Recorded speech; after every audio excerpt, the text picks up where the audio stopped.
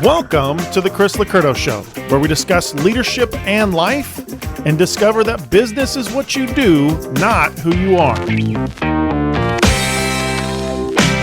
Well, folks, we have a great author on the show today. David Horsager is a business strategist. He's a keynote speaker, and he is also the author of the national bestseller, The Trust Edge. I know a lot of you have heard or read that book as well. He's been featured in Fast Company, Forbes, Wall Street Journal, and he's worked with some pretty cool companies like the New York Yankees, which is a fun company to work for, I'm assuming, Goodyear, Wells Fargo, and also the Department of Homeland Security. So I want to actually kind of know about that. So do me a huge favor. Welcome David Horsager to the show. David, so glad to have you on.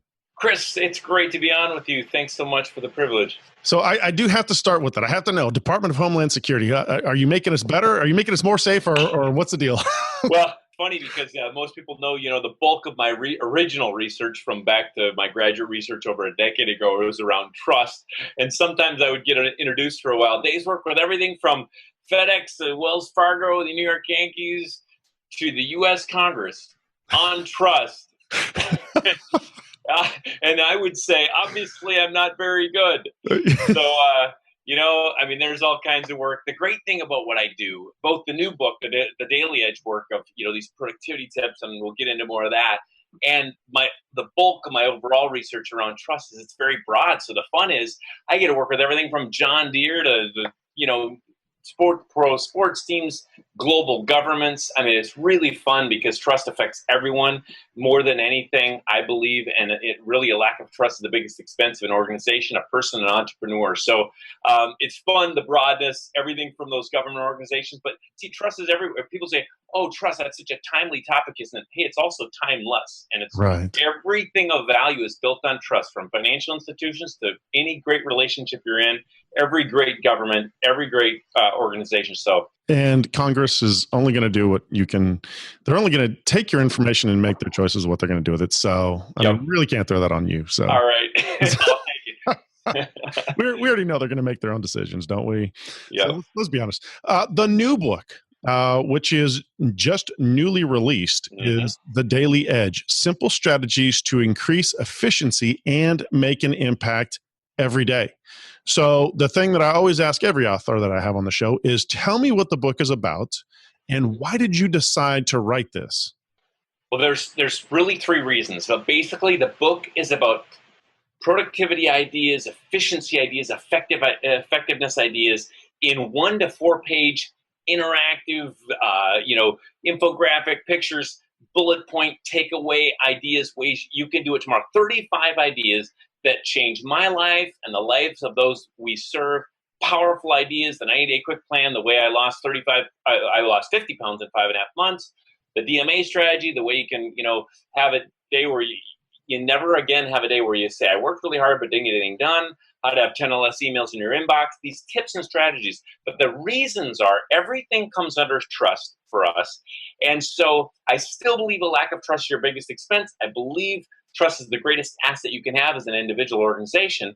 But the way you build it, the 8-pillar framework, the way we build trust from the original work, the Trust Edge, some of those, pillars of the 8 pillars, consistency, clarity, contribution, getting daily results. So they came down to these simple, not easy to do always, but basic ideas that I can do today to move my organization forward, that I can do today as an entrepreneur, a leader, that I can do today.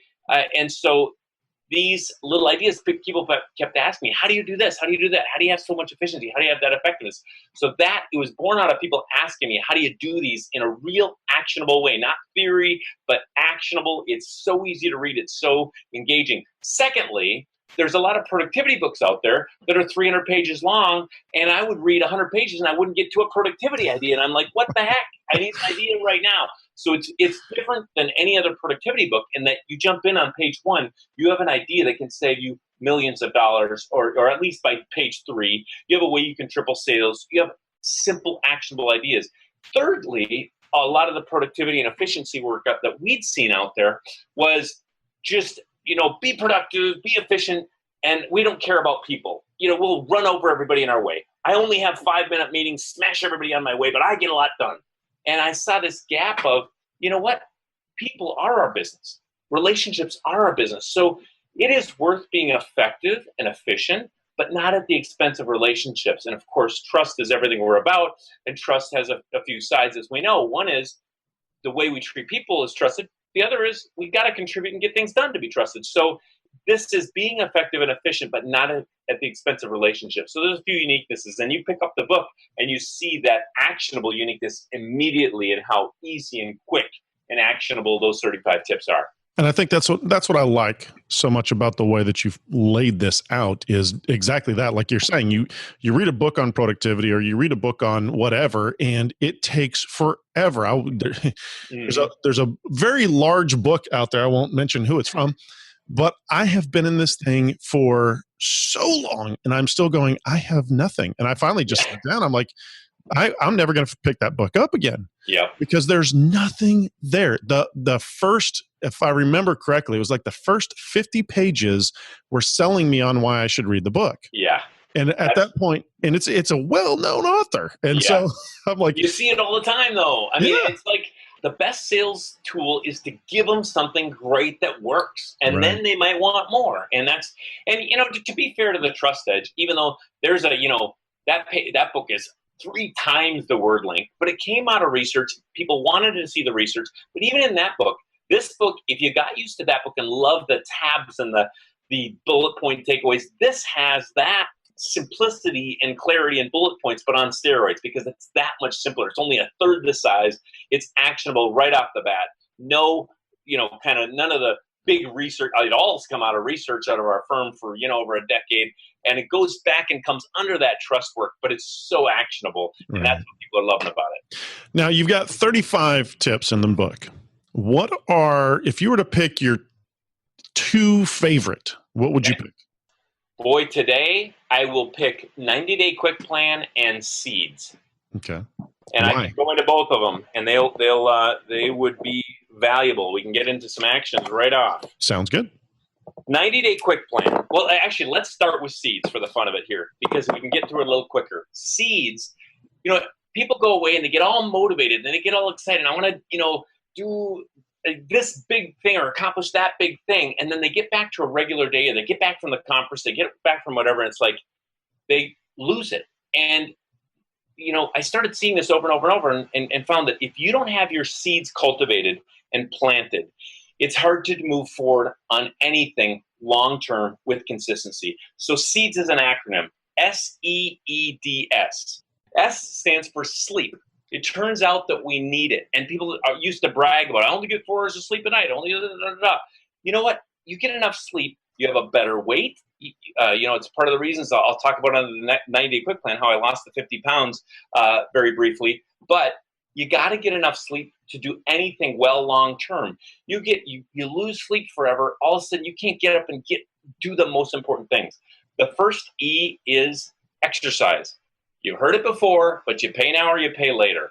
And maybe if people would just think about what they can do, what can you do today? What can I do today? I'm not going to go run a marathon like my wife, but I can. Right now, I'm standing up talking to you. I burn a lot of calories because if I'm in the office, I stand or I walk or when I'm not having to type, I'm up, and it just makes me feel better, and I'm way more active than I used to be just by doing what I can do. And I give some ideas on that in the book.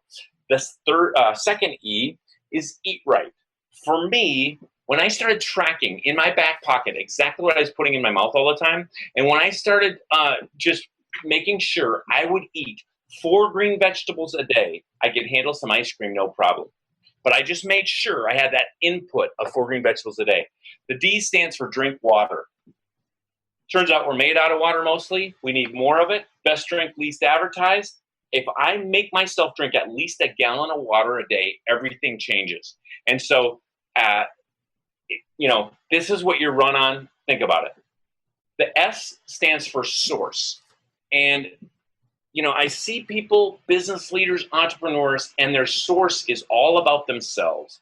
And if you don't have a source beyond yourself, for Lisa and I, my wife and I, it is God. But if you don't have a source of light, where you get your light from, in family, in friendships, and in a faith beyond yourself, it is hard to last at anything. I think of, Tom Landry, national television, legendary Dallas football coach. The reporter on national television sticks the mic in his face and says, "What is it with you, Tom Landry, after a game on a Sunday?" Most coaches, when they lose, they're swearing at us, yelling at us. When they win, they're all happy. You're the same every time we interview you. What's wrong with you? And Tom Landry, if any of you remember back, so even-keeled, but on national television, he said, "I don't know. I think it's because I have my priorities in order. For me, first comes God, then comes my family, then comes my friendships. If I lose on Sunday, I got a whole lot left over."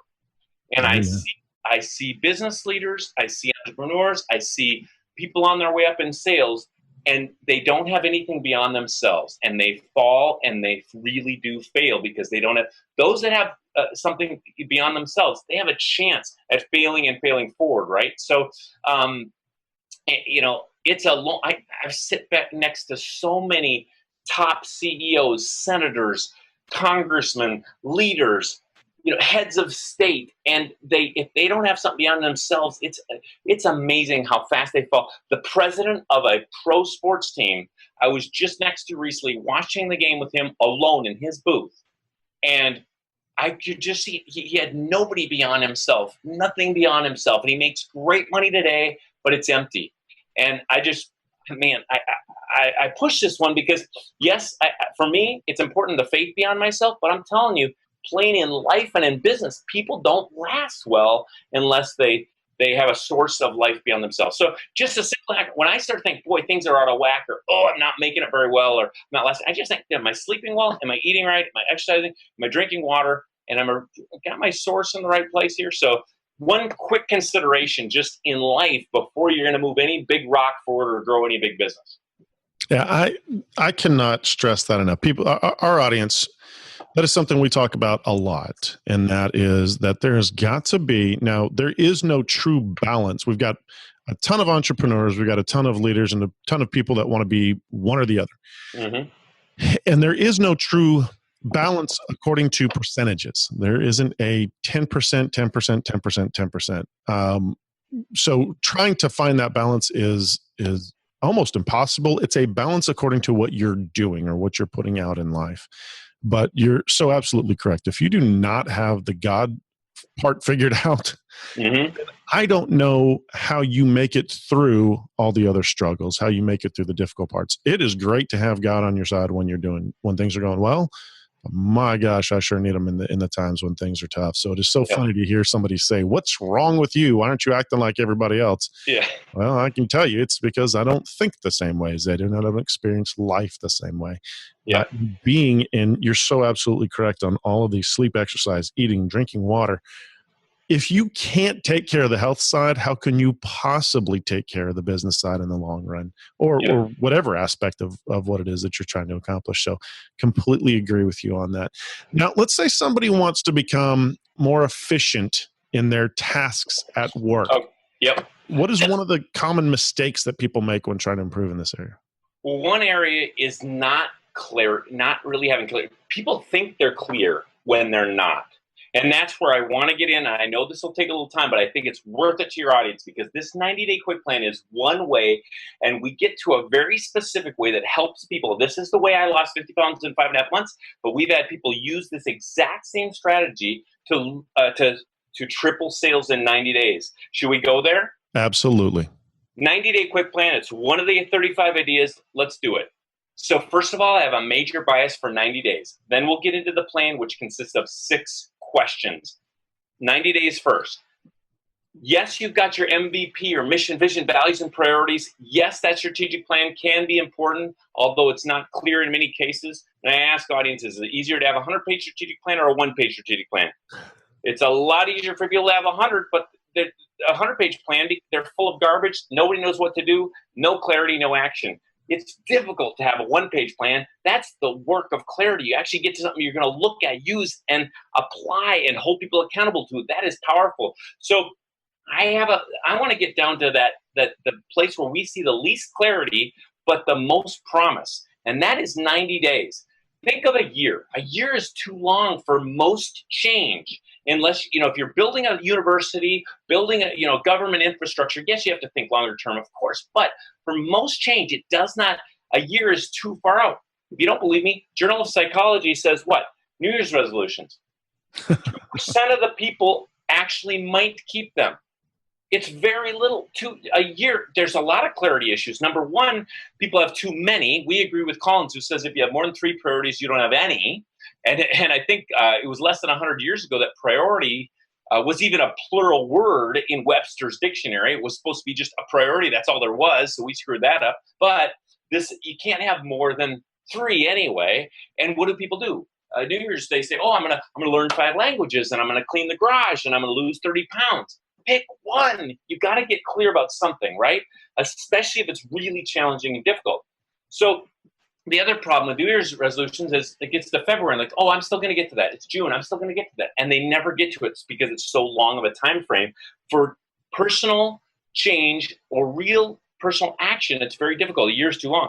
But there's a time frame that's too short. And you've heard this one, I bet, Chris. You can change a habit in how many days? Well, yeah, the old adage is it 21 days or 29 days? 21 days. You nailed 21 it. days. There you go. Chris nailed it. Yep. 21 days. And I'm telling you, I talk to people across North America, and I can say that in the whole audience, 21 days, 21 days, 21 days, 21 days. Not true.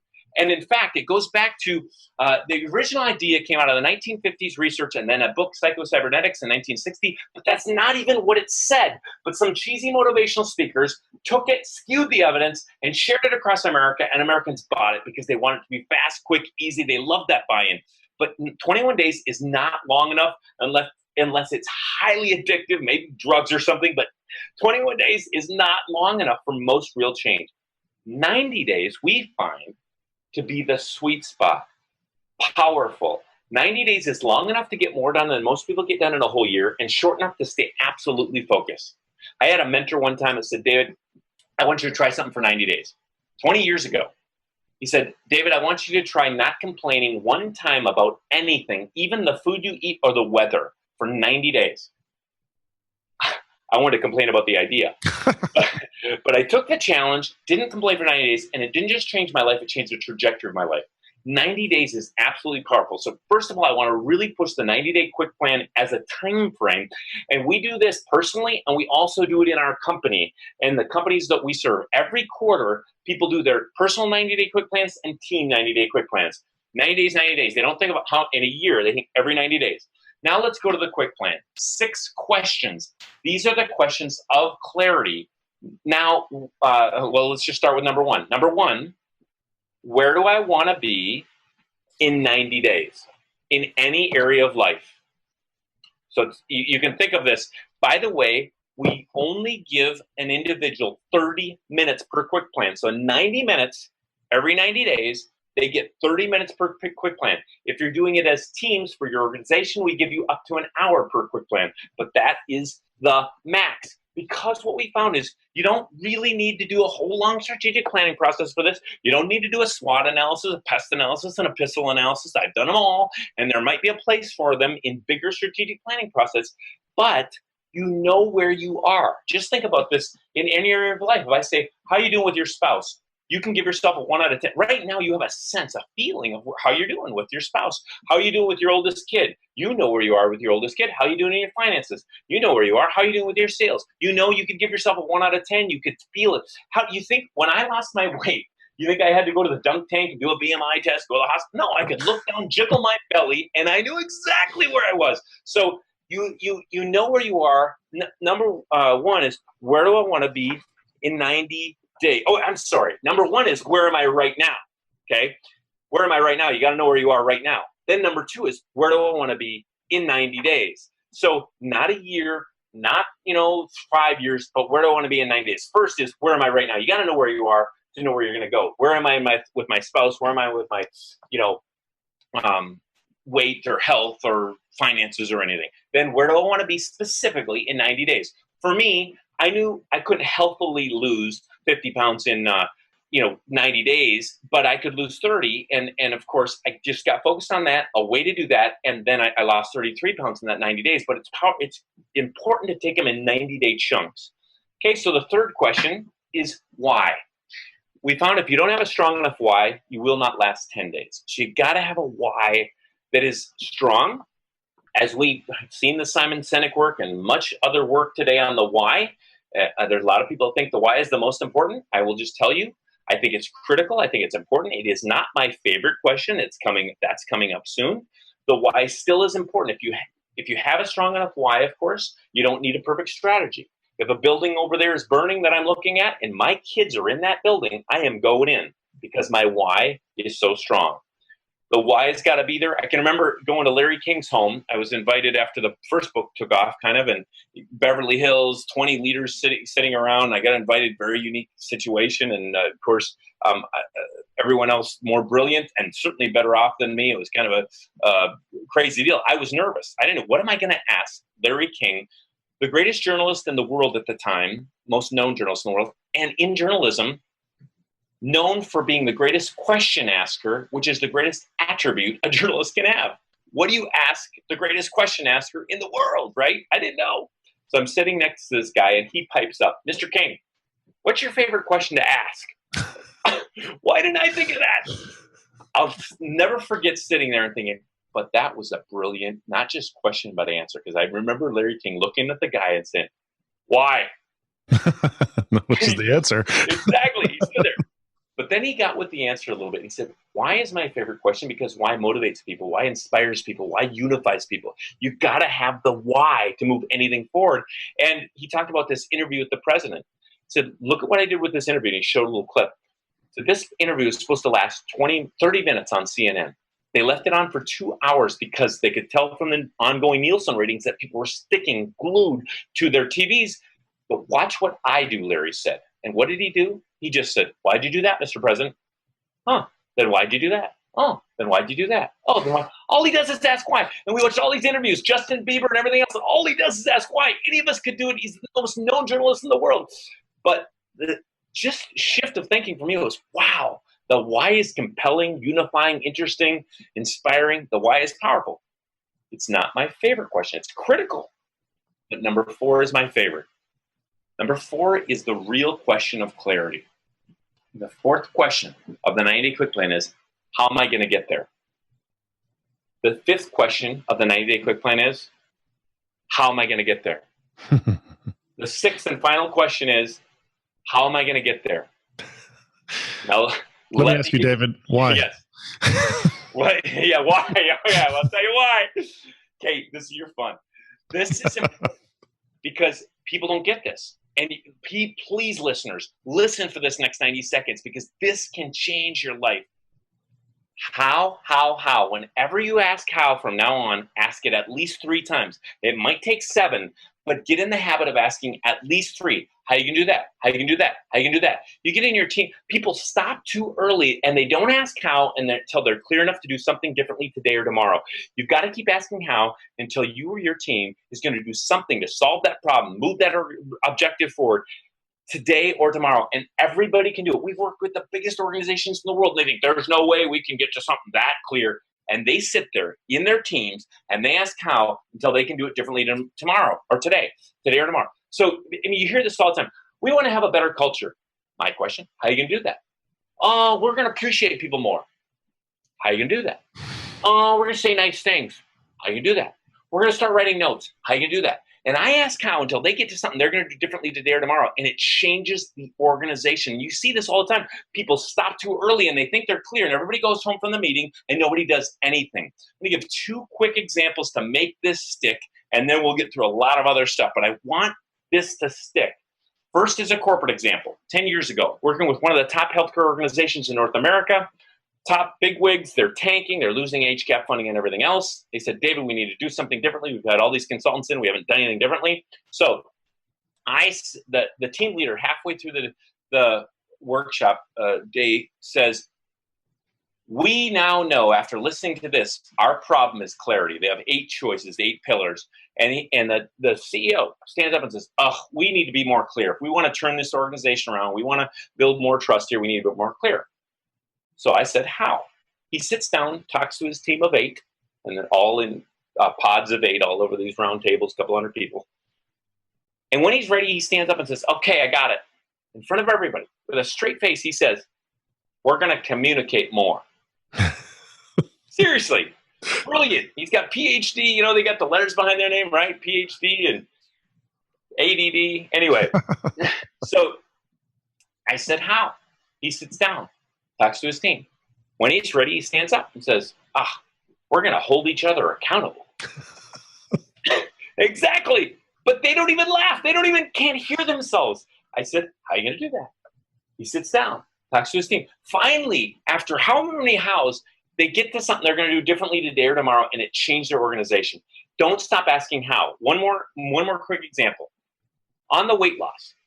I am not a weight loss expert, and I don't want to pretend to be. I'm just going to give my story part, just a sliver of it, on my weight loss because it's really a story of clarity, and you can use this in any part of life. So if this wouldn't work for you, don't use this for anything except for to understand the power of clarity in it.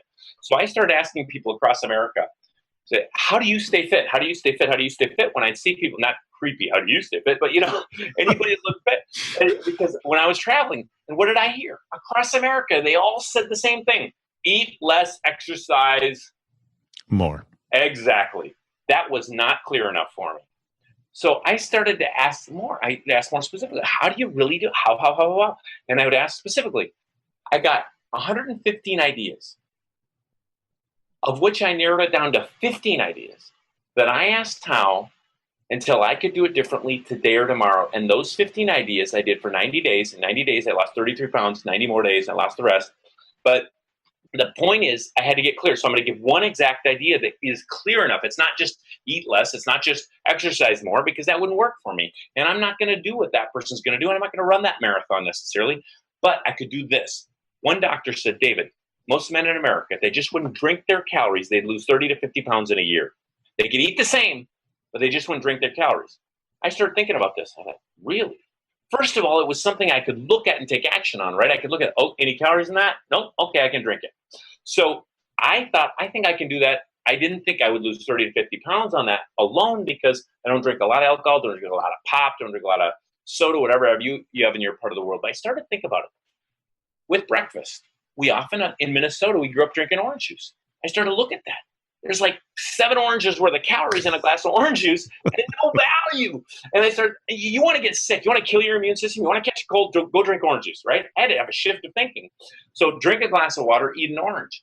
And but the point is I could look at pop. And pop was one of the hardest because I grew up without much money. I don't know about you, but we didn't have pop growing up except for the 1 week where we bicycled up to Hope Chapel for Vacation Bible School. That's a 1 week we didn't have to work so hard at the farm. We'd bicycle up there with our brown paper sacks, open up our sack, and the rich kids would have tins with Superman on, Superwoman on. I'd have a brown paper sack. And the rich kids would have Coke and Pepsi.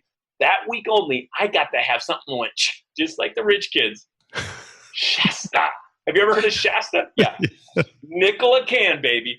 But that was so special to me. I get on Delta today. I don't care what class I sit in. They offer me my own can. I cannot say no. So I had to make a shift. And so for 6 months, I used to say Coke once in a while. Even though we didn't drink a lot of pop at home still, I would say, Coke or Pepsi or whatever. I started just getting the habit. Fresca. Now, Fresca doesn't have any calories in it. Now, somebody on that's listening is going to say, that's bad for you too. It's got aspartame or something. It might, but I had to make one change at a time. And the point of the story is you've got to do something you can do, and you've got to get clear enough. You've asked how until you can do it. And for me, it was no problem to shift and say, yes to Fresca, no to Coke, yes to water, and an orange, no to orange juice. But you've got to think of what you can do. If I had to give up ice cream forever, that would be a problem. For me, giving up chips or potatoes, that's not a problem. So depending on how you're wired, figure out what you can get clear on and actually do. And that's the point is, I can look at anything I drink and say, no calories in it. Yep, I can drink that. Now I drink some calories because I can stay the same. But for 6 months, I didn't drink a calorie. Right. The point is how, though. On moving in, how do you sales? How are you gonna do that? Okay, how are you gonna do that? Because people are gonna make more calls. How are you gonna do that? Am I gonna do that? How are you gonna do that? How are you gonna do that? I'm gonna appreciate people more. How are you gonna do that? Oh, until someone says I'm gonna write a thank you note every day for the next 90 days, I don't trust them, because that is something I can actually do clear on. Are we clear? We are absolutely clear. I love it. It's powerful, man. It is absolutely powerful to be able to drill that down to a place of saying it's not absolute, but like you said, it's something I can do. Absolutely. And that's such a powerful process. You talked about the DMAs, the difference making action strategies. So jump into that. Tell us about that. Tell us, why should people be making a habit of doing DMAs on a daily basis, all that kind of fun stuff. What we see is so many people look at their to-do list in the morning or whenever, and they get overwhelmed because they have 300 things on there, or 600 things, and they're really important, right? So we don't take action on that many things. It's so unclear, and so we have this process called DMAs, difference-making actions. We have a to-do list on our, online or on some tool, a list or whatever, no problem. But every morning, everybody in our company pulls out a Post-it note. This is highly technical, as you can tell. Yes. Post-it note. We put the numbers 1, 2, 3, 4, 5 on the side. That's all. You can't have more than 5. And we call those our DMAs. And what we do first thing in the morning is we say DMAs, difference-making actions. What are the most important difference-making actions I could do in my role to move our key objective, current objective or priority forward to fulfill our mission? And our mission is developing trusted leaders and organizations, so everybody knows it. So in their role, and we all have different roles, but what's the most important thing I could do to move my key objective or key priority forward today? What's the most important thing I could do? It might be making a call. It might be writing a 10-page article. It might be this, it might be that, but whatever it is for you. And anybody can do this, biggest companies, smallest companies. But I'm telling you, you start to do this process, you never have a day where you didn't get anything done. And we try to make those things fun. F-U-N, by the way. So the F stands for, it's got to be first things first. First priority first. Number one, first. Then it's got to be you in the acronym FUN. First things first. U is under your key mission and key priority. And the N stands for number attached. There's got to be a number attached. So you can't say, I'm going to clean my desk. You can say, I'm going to clean 2 drawers, or I'm going to clean for 20 minutes. You can't say, I'm going to make more phone calls. You can say, I'm going to make 5 calls, or I'm going to write 3 letters. I'm going to write 2 appreciation notes. But you got to have a number attached. And by the way, we try to have these things done by 11 in the morning. So what we notice with people is many people around the world do everything they can to keep from doing the most important thing they ought to do today to move the organization forward. And this keeps us from that. We push ourselves, encourage each other in a fun way to do the most important things first. And we've seen companies take this on in their culture. And the other thing we find is so many of the DMAs in organizations take 2 minutes, but people don't do them. It's writing that 1 appreciation note, but people don't do it. It's making that 1 or 5 phone calls, and people don't do that most important phone call, and tomorrow it's cold, or it's less meaningful, or it's less, important. And they got to do the most important things today. And by the way, DMAs never count on anybody else, only what you can do.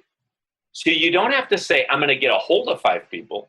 All you say is, I'm going to make 5 calls. It's not on what they do. We know if we each make the right amount of calls, the right amount of sales will happen. But if we don't ever make the calls, you'll never get a hold of anybody, right? Right. So that's the simple process. And if you want to see any of these videos, I think I said I give your audience about $1,500 worth of content and a bunch of private videos, how to do DMAs, how to do 90 quick plans, just a few short spots. If you email us, if you want to email Ryan@trustedge.com and put Chris in the subject line, you can get access to all this stuff for free. I love it. I love it. Yep. Good stuff, man. Couple last things here. You also discussed habit changes. What are some tips to break out of counterproductive habits? Well, this is a good process. It can be a long process. I actually have 15 full steps in the book. Let me just touch on a couple of things. Number one, it's really hard to get rid of a habit. You really want to think about replacing a habit. So in other words, it's hard to say, I'm just going to stop. Let's say you watch too much TV. I'm just going to stop watching TV. It's much better to say, I'm going to stop doing this and start doing something else. Maybe let's say I would enjoy. Let's say I'm gonna replace that with racquetball, or I'm gonna replace that with a conversation with my kids or whatever. It's much easier to think of replacing things than just getting rid of things. So getting absolutely clear about it, looking at the benefits. I mean, some of the questions we think about are, what if I don't stop doing it is going to hurt me within the next 5 years? And what if I don't start doing it is going to really hurt my future if I don't start doing it within the next 10 years? If we get really clear on that, 5 years, they're really clear on that, that helps motivate us. But maybe the one quick tip on that one is really think about replacing. It's so, if you're just leaving yourself open with nothing to do, the I don't know if people grew up with the old adage that idle hands are the devil's workshop, but if you've already got a habit in place, that's why so many people that stop drinking soda, drinking or smoking cigarettes, those things that are addicting in their lives, when they remove it, if they haven't replaced it with something that can keep the process going, something that's more healthy, then you're right. You get stuck waiting, and all you can do is think about the thing that you just gave up or the thing that you just stopped doing. Well, David, great information.